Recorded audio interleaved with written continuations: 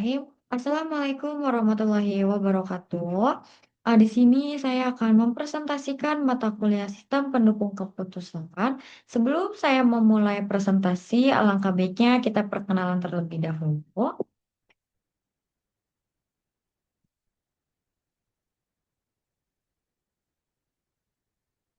Oke, perkenalkan nama saya Bunga Purwaningsi dengan NIM 2307086. Saya berasal dari D4 SIKC 3D. Langsung saja ke materi, apa itu SPK? SPK atau Sistem Pendukung Keputusan adalah sistem berbasis komputer yang membantu seseorang dalam mengambil keputusan, terutama ketika dihadapkan pada banyak pilihan dan kriteria. SPK tidak menggantikan keputusan manusia, tapi membantu memberikan rekomendasi yang lebih objektif, terstruktur, dan logis berdasarkan data yang ada. Metode apa saja sih di SPK? Sebenarnya, metode pada SPK itu banyak, tetapi di sini saya hanya mengambil 4 metode, yaitu metode SAW, metode yang paling sederhana, dan metode WP.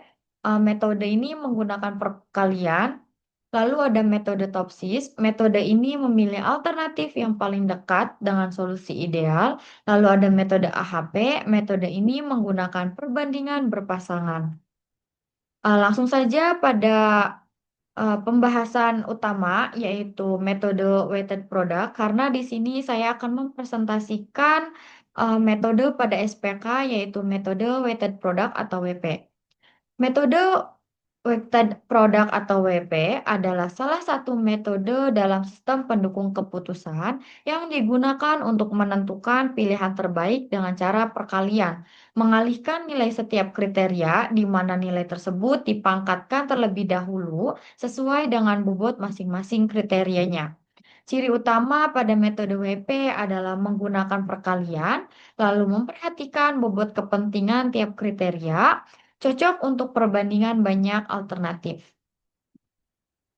Di sini ada perbedaan dengan metode SPK lainnya. Ya, sama seperti tadi, saya hanya mengambil SAW, AHP, dan TOPSIS. Jika WP menggunakan perkalian, tetapi jika SAW menggunakan penjumlahan, lalu jika WP langsung menghitung nilai alternatif dengan bobot, tetapi jika AHP menggunakan perbandingan antar kriteria atau berpasangan untuk menentukan bobot. Lalu yang terakhir, jika WP fokus pada hasil perkalian bobot, tetapi jika TOPSIS berdasarkan jarak ke solusi ideal, terbaik, dan terburuk. Di sini ada langkah-langkah metode WP, yaitu yang pertama menentukan kriteria dan bobot. Menentukan kriteria yang akan digunakan dalam pengambilan keputusan beserta bobot masing-masing kriteria. Bobot ini menunjukkan tingkat kepentingan setiap kriteria. Semakin besar bobot, maka semakin penting kriteria tersebut dalam penilaian. Lalu yang kedua ada normalisasi bobot. Bobot awal yang telah ditentukan perlu dinormalisasi. Tujuannya adalah supaya perhitungan menjadi seimbang dan proporsional. Secara sederhananya, semua bobot dijumlahkan, lalu setiap bobot dibagi dengan total tersebut, hasilnya disebut dengan bobot relatif. Lalu yang ketiga, menyusun matriks alternatif. Pada tahap ini biasanya dibuat tabel yang berisi alternatif atau pilihan yang akan dibandingkan dan nilai setiap alternatif terhadap masing-masing kriteria. Nilai ini biasanya dalam bentuk skala. Lalu yang keempat, menghitung nilai vektor S. Setiap alternatif dihitung menggunakan rumus WP, yaitu dengan cara di bawah ini terdapat rumusnya. Untuk penjelasannya, setiap nilai kriteria dipangkatkan dengan bobot, kemudian semua hasilnya dikalikan. Catatan penting, jika kriteria benefit atau keuntungan, bobot tetap positif, tetapi jika kriteria cost atau biaya, bobot menjadi negatif. Hasil dari tahap ini adalah nilai vektor S untuk setiap alternatif. Lalu ada yang kelima, menghitung nilai preferensi vektor V. Setelah mendapatkan nilai S, langkah berikutnya adalah menghitung nilai preferensi vektor V. dengan rumus berikut. Dan untuk penjelasannya, nilai S setiap alternatif dibagi dengan total seluruh nilai S. Hasilnya adalah nilai preferensi vektor V. Nilai vektor V menunjukkan tingkat keunggulan suatu alternatif dibandingkan dengan yang lain. Dan yang keenam, atau langkah terakhir, yaitu melakukan perankingan. Mengurutkan nilai vektor V dari yang terbesar hingga yang terkecil. Nilai V terbesar adalah alternatif terbaik, jika nilai V terkecil, alternatif kurang direkomendasikan atau alternatif kurang baik. Nah, di sini ada satu contoh studi kasus yang saya ambil, yaitu studi kasus yang saya ambil adalah pemilihan tempat wisata terbaik di Kota Tegal menggunakan metode weighted products atau WP dengan 7 alternatif dan 6 kriteria. 7 alternatif yang saya ambil yaitu Pemandian Air Panas Guci, Waduk Cacaban, Pantai Alam Indah, Rita Park Tegal, Baron Hill Guci, Danau Beko Margasari, dan yang terakhir Prabalintang. Dan 6 kriteria yang saya pilih adalah harga, harga tiket, keamanan, fasilitas, akses jalan, jarak, dan yang terakhir ada keindahan. Oke, langsung saja kita ke langkah pertama, yaitu menentukan kriteria yang digunakan dalam pemilihan tempat wisata dan menentukan bobot tiap kriterianya sesuai tingkat kepentingan. Selain itu, menentukan jenis kriteria apakah termasuk cost atau benefit. Oke, di sini kriterianya yaitu ada harga tiket berupa rupiah, keamanan rentang 1 sampai 85, semakin tinggi rentangnya maka semakin baik. Tetapi sebaliknya, jika rentangnya semakin rendah, maka kurang baik. Begitupun dengan fasilitas rentang 1 hingga 90, akses jalan rentang 1 hingga 85, dan jarak saya menggunakan kilometer, dan yang terakhir keindahan rentang 1 hingga 90. Dan di sini saya sudah menentukan untuk bobotnya, untuk harga tiket 20, keamanan 10, fasilitas 20, akses jalan 20, jarak 20, dan keindahan 10. Sebenarnya untuk bobot ini dibebaskan, tidak terpatok dengan jumlah 100, boleh di bawah 100.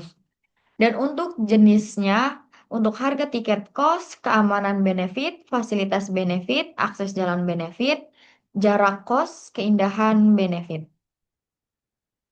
Langkah kedua, setelah kriteria dan bobot beserta jenisnya sudah ditentukan, selanjutnya menetapkan nilai untuk setiap data alternatif. Di sini untuk alternatifnya kan ada Pemandian Air Panas Guci, Waduk Cacaban, Pantai Alam Indah, Rita Park Tegal, Barong Hill Guci, Danau Beko Margasari, dan Prabalintang. Dan di sini saya menggunakan kode yaitu C1, C2, C3, C4, C5, dan C6. C1 itu adalah harga, C2 adalah keamanan, C3 adalah fasilitas, C4 adalah akses jalan, C5 adalah jarak, dan C6 yang terakhir adalah keindahan.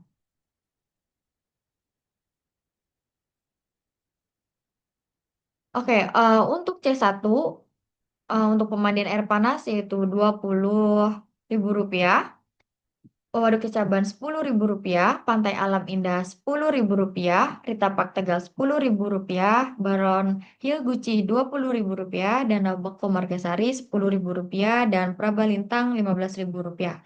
Dan untuk C2-nya yaitu 85, 85, eh, maaf, pemandian air panas Guci 80, Waduk Caca Ban 80, Pantai Alam Indah 82, Rita Park Tegal 88, Bareng Hill Guci 86, Danau Beko Margasari 75, dan Prabalintang 80. Dan untuk C3-nya, pemandian air panas Guci 85, Waduk Cacaban 75, Pantai Alam Indah 80, Rita Park Tegal 90, Baron Hill Guci 88, Danau Beko Margasari 70, Prabalintang 78. Dan untuk C4-nya ada 80, 70, 75, 85, 80, 65, dan 72.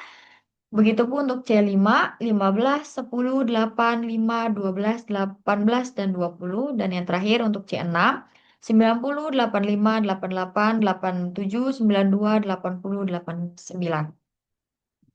Lalu yang ketiga atau langkah ketiga, setelah menentukan nilai di setiap alternatifnya, selanjutnya kita melakukan proses normalisasi bobot, yaitu mengubah bobot awal dinormalisasikan agar menjadi bobot relatif dan menentukan tipe pangkatnya, positif untuk benefit dan negatif untuk cost. Oke, di sini kita tetap menggunakan kode kriteria. C1 itu adalah harga dengan bobot awalnya itu 20.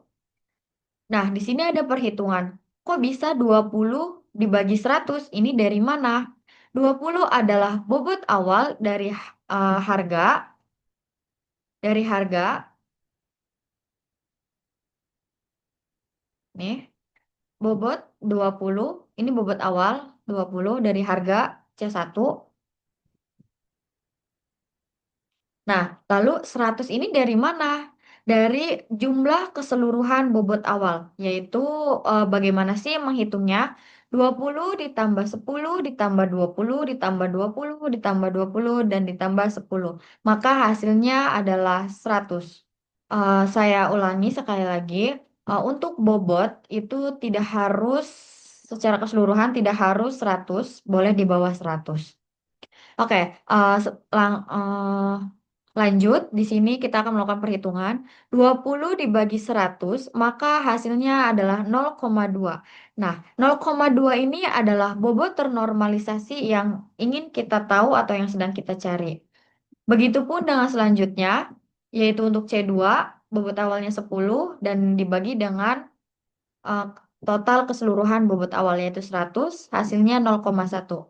Begitupun dengan selanjutnya, yaitu C3 0,2, C4 0,2, C5 0,2, dan C6 adalah 0,1.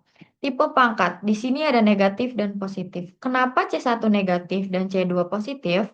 Karena di awal tadi kita kan sudah menentukan yaitu untuk jenisnya bahwa C1 itu adalah harga, yaitu cost, dan C2 itu adalah keamanan, yang mana itu benefit. Seperti di sini, positif untuk benefit dan negatif untuk cost. Oke, lanjut ke langkah yang keempat. Setelah melakukan normalisasi pada pembobotan, selanjutnya dilakukan perhitungan nilai vektor S dengan cara mempangkatkan setiap nilai kriteria dengan bobotnya. Kemudian mengalihkan seluruh hasilnya untuk setiap alternatif. Jadi di sini ada alternatif yaitu pemandian air panas guci dan perhitungan nilai pangkat. Di sini ada nilai Rp20.000 pangkat min 0,2. Itu dari mana sih hasilnya atau nilainya?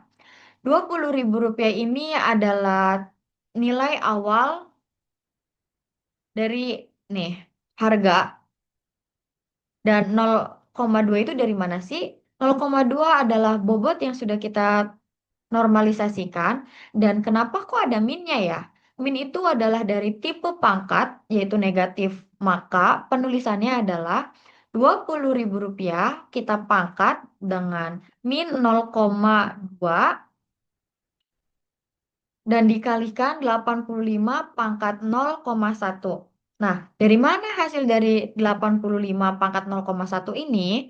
85 itu adalah dari C2, yaitu keamanan.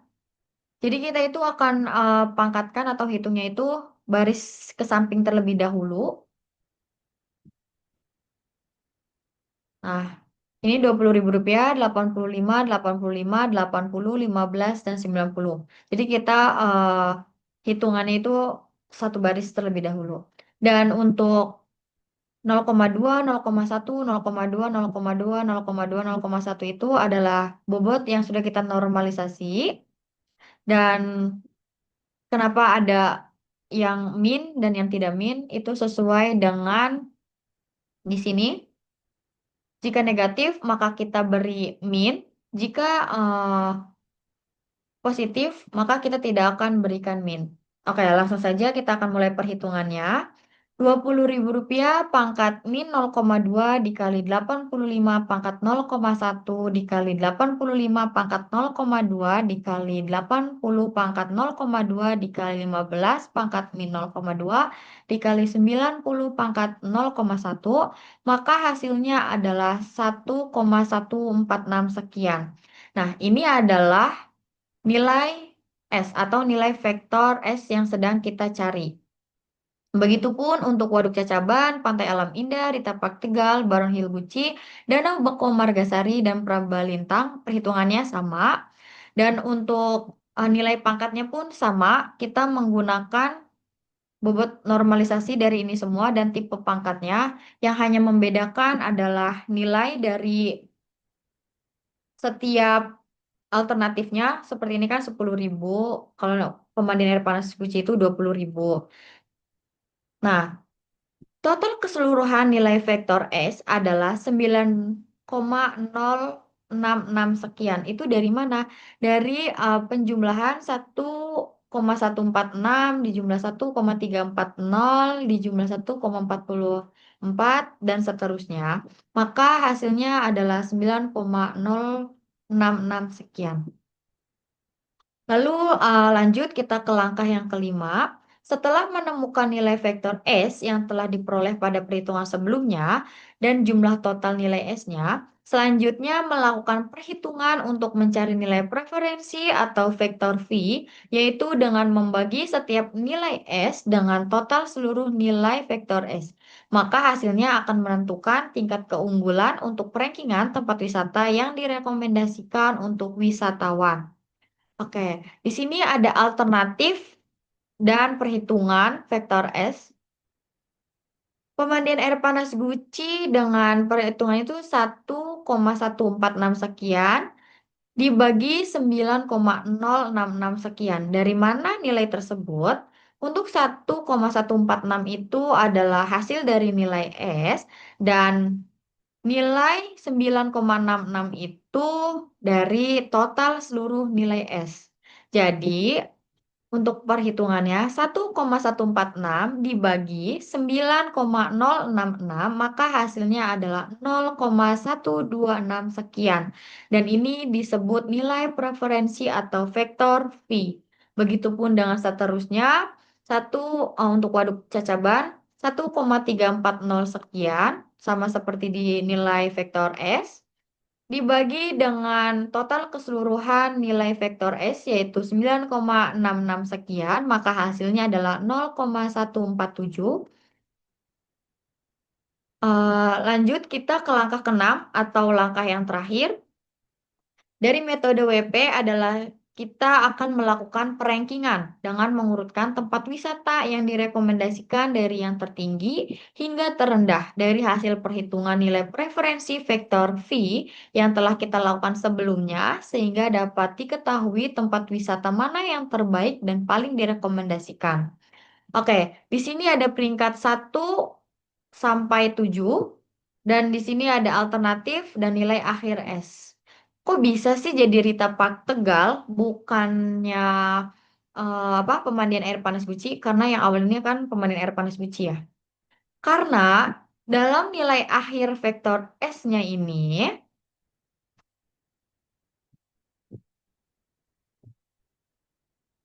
sorry, ini maksudnya nilai akhir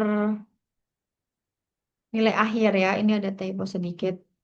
Kita ambil yang paling besar dulu atau paling tinggi. Di sini yang paling tinggi itu adalah Rita Pak Tegal dengan nilai preferensi vektor V-nya itu 0,185 daripada yang lain. Maka Rita Pak Tegal itu ada di peringkat pertama dengan nilai akhirnya itu 0,185 dengan dan Pantai Alam Indah di peringkat kedua karena nilai akhirnya 0,159 sekian. Dan Waduk Cacaban di peringkat ketiga dengan nilai akhir 0,147. Baron Hill Gucci di peringkat keempat dengan nilai 0,133. Pemandian air panas Gucci di peringkat kelima dengan nilai 0,126. Dan Danau Beko Margasari dengan peringkat keenam yaitu 0,126. Nah, di pemandian air panas Guci dengan Danau Boko Margasari ini kan sama-sama di 0,126, tapi di nilai belakangnya itu lebih tinggi pemandian air panas Guci, maka pemandian air panas Guci di peringkat kelima dan Danau Boko Margasari di peringkat keenam. Lalu yang terakhir ada Praban Lintang di peringkat ketujuh dengan nilai akhir 0,120 sekian. Kesimpulannya dari semua ini adalah berdasarkan hasil perhitungan menggunakan metode weighted product atau WP, dapat disimpulkan bahwa alternatif yaitu Rita Park Tegal memperoleh nilai preferensi tertinggi sebesar 0,185 sekian, sehingga direkomendasikan sebagai tempat wisata terbaik karena memiliki tingkat kesesuaian paling tinggi terhadap seluruh kriteria yang digunakan. Mungkin itu saja pembahasan tentang perhitungan WP dengan studi kasus pemilihan tempat wisata terbaik di Kota Tegal. Terima kasih. Kurang-kurangnya saya mengucapkan mohon maaf dan saya mengucapkan terima kasih untuk sudah menonton dan mendengarkan presentasi saya. Wassalamualaikum warahmatullahi wabarakatuh.